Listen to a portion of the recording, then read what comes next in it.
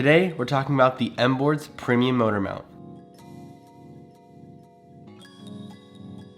Whether you already have the MBoards premium motor mount, or you're thinking about getting one, or you're just trying to learn more about electric skateboard motor mounts, this video will definitely help. A motor mount is an essential part of every DIY electric skateboard build that involves belt-driven motors. Basically, the function of a motor mount is just to mount the motor on your truck so that it has the ability to move your board forward. It's simple, but at the same time, it also can be one of the most finicky parts of every build, just because there's a lot of moving parts down there. It has to hold a lot of weight, it has to be able to stand a lot of torque, and a motor mount that kind of moves a little bit and it's not super solid, that can definitely mess a lot of different things up. So you definitely want a super solid motor mount. So unlike many of the universal or basic or budget motor mounts, this particular motor mount is specifically designed for the Caliber 2 trucks. That way it slides onto the axle of the truck perfectly and doesn't move or turn or spin from the torque of the motor. A lot of other motor mounts kind of is a one size fits all, and it doesn't hug that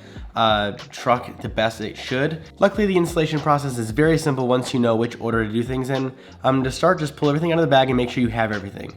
You should have a mount plate, a K-clamp, a C-clamp, and a bag full of hardware. Once you have all that, we can get started. So to install this motor mount, you are going to need a couple tools. You're just going to need an Allen key set and an 11mm socket wrench.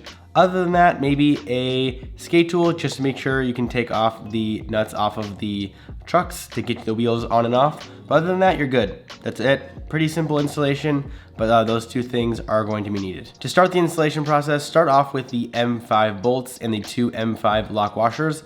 Add a washer to each of those bolts. Next, insert the M5 bolts into the holes of the C-clamp. So right away, you'll notice that the K-clamp and the C-clamp do fit together to make the Caliber 2 truck shape. Like I said, it is designed specifically for that truck, so no, it's not really going to work for other types of trucks.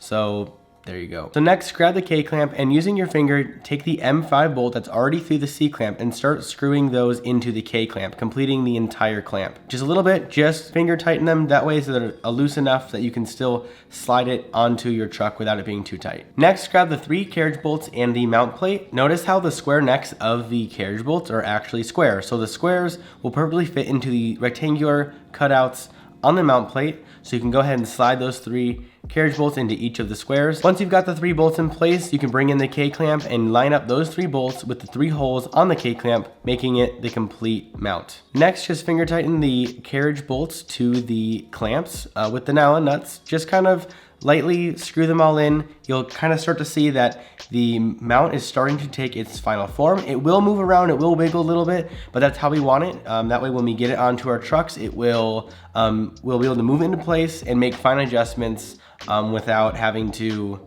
unscrew things later on.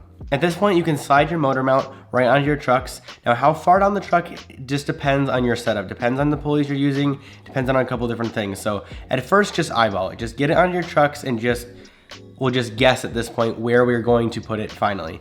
And once we start adding everything on, you can start loosening things and making adjustments as you go. Once you have the mount where you want it, start by tightening the M5 bolts to make that clamp down around the trucks. Now you want to just tighten each side a little at a time. That way the clamp gets compressed nice and uniform. You don't want to screw down one side all the way and then the other, because that way it starts being weird. It starts getting crooked. It doesn't work right.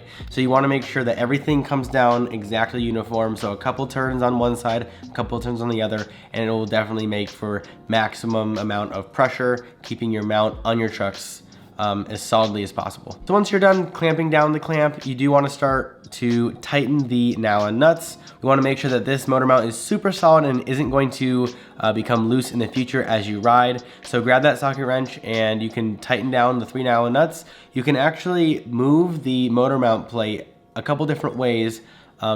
Get it to a point you like it, and then start tightening everything down. At the end, your mount should be very, very solid. You should not be able to tweak it or move it at all. It should just be stuck to your trucks without any kind of play. So next, you can bring in your motor and mount it to your motor mount using the 4 M4 screws that are included in your bag. So next, you'll want to install the motor pulley onto the shaft of your motor. Definitely use the keyway. If you're not using a keywayed motor pulley, definitely use the set screw. Line up one of the set screws with the channel for the keyway, and it'll act basically like the same thing.